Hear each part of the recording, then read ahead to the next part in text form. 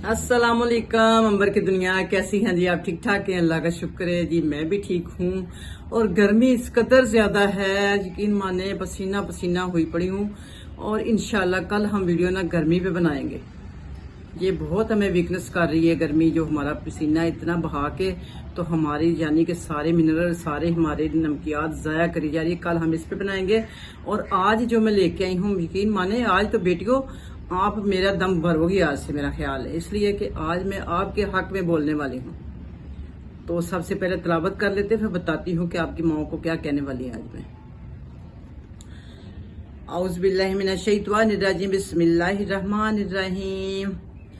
इन्नमा हर्रमा अलैकुमुल मैताता वद्दमा वलहमल खिंज़ीरी वमा उहिल्ला बिही लिगैरिल्लाह फमानिद्दुर्रा गैरा बागिन वाला आदिन फला इस्मा अलैहि इन्नल्लाहा गफूरुर रहीम।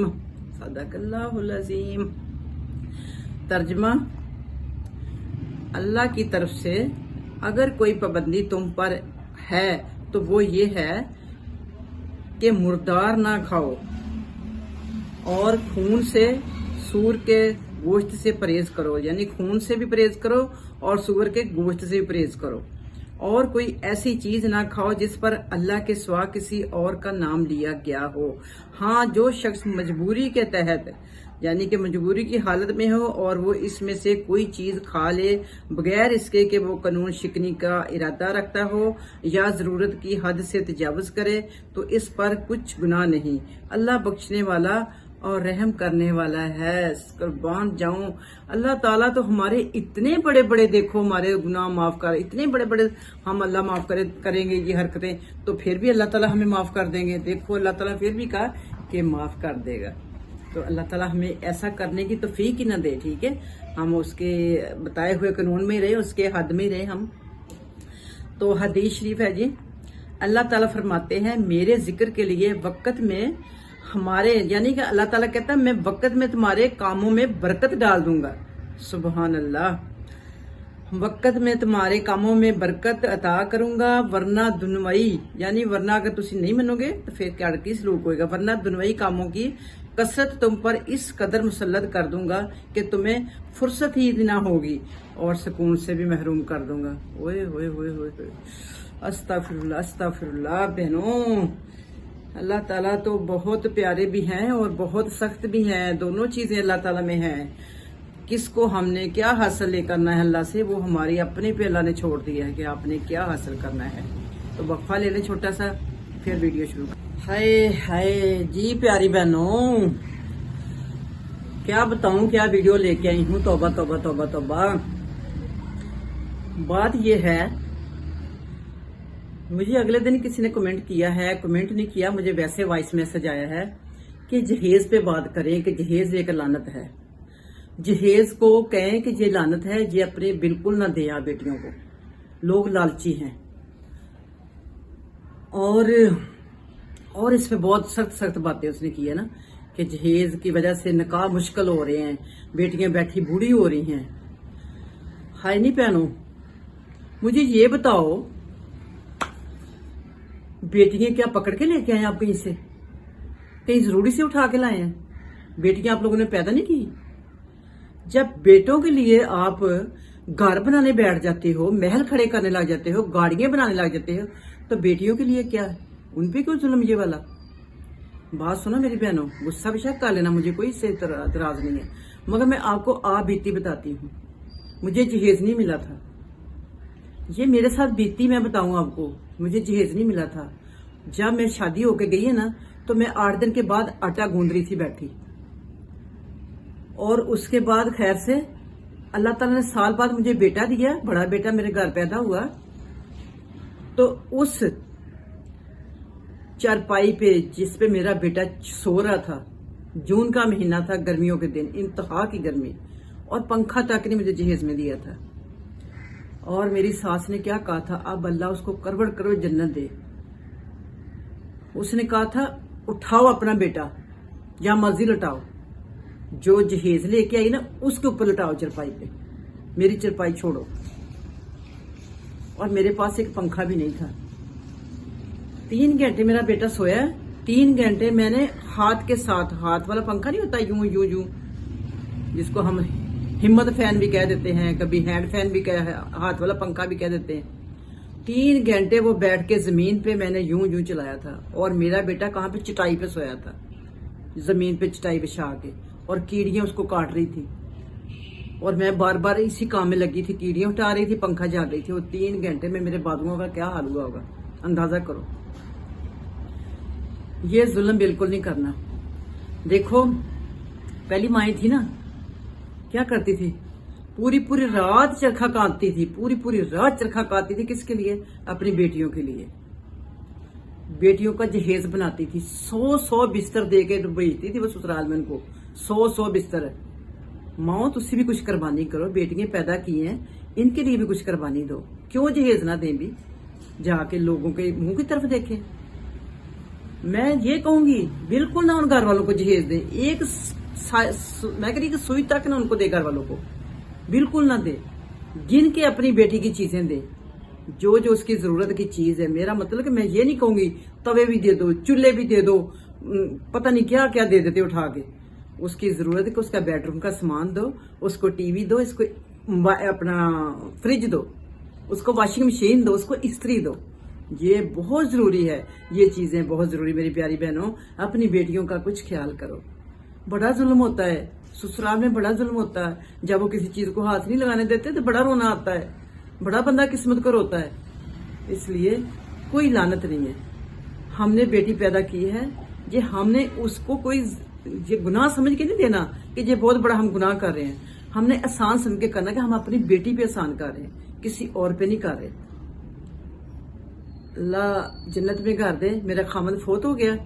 جب خامد فوت ہوا تھا ابھی میرے بچے چھوٹے چھوٹے تھے.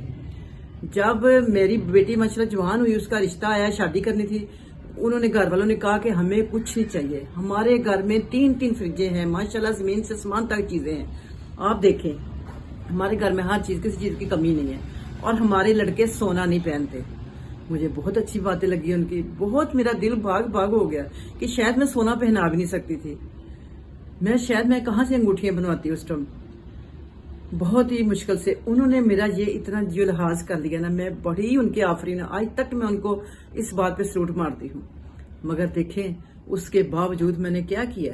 اپنی بیٹی کی جب شادی کی، میں نے 3 تولے کا سونے کا سیٹ پہنایا اس کو، اور اس کے بیڈ روم کا سامان. آج بھی 16 سال ہو گئے شادی کو اس کے. آج بھی اس کے کمرے میں جو میں نے جہیز دیا تھا، یعنی کہ بیڈ روم کا سامان دیا تھا، آج بھی اس کمرے میں سجا بنا ہوا. تو مجھے یہ بات سن کے رونا آتا ہے، کیونکہ میرے ساتھ یہ بیتی ہوئی ہے. اللہ نہ کرے کسی اور بیٹی کے ساتھ ایسے بیتے. مائیں کس لیے ہوتی ہیں؟ میں کہتی ہوں آپ پتہ کیا کرو، آپ بچے کم پیدا کر دو. آپ پہلی ماؤں کی طرح آپ 8 10 بچے نہ پیدا کرو. جب آپ ان کی طرح محنت نہیں کر سکتے تو پھر ان کی طرح بچے بھی نہ پیدا کرو. بچے کم پیدا کر لو. اور جس دن بچی آپ کی پیدا ہوتی ہے، اس دن سے اس کے لیے کوئی پینی جمع کر کے سائڈ پہ کرتے جاؤ، سائڈ پہ، جیسے مائیں کرتی تھی. اس کے علاوہ میں اور بتاؤں، آپ کبھی کبھی پتہ کیا چکر ہوتا ہے کہ بیٹا لینے کی غرض سے نا آپ 7 بیٹیاں پیدا کر لیتے ہو. 7 جب بیٹیاں پیدا کرتے ہو تو آپ یہ دیکھو، ایک بیٹا اگر آ بھی گیا تو وہ کیا کر لے گا؟ وہ 7 کو بیاتے بیچارہ وہ تو ابھی چھوٹا ہوگا. آپ لوگ اتنی دیر کو کہاں ہوگے؟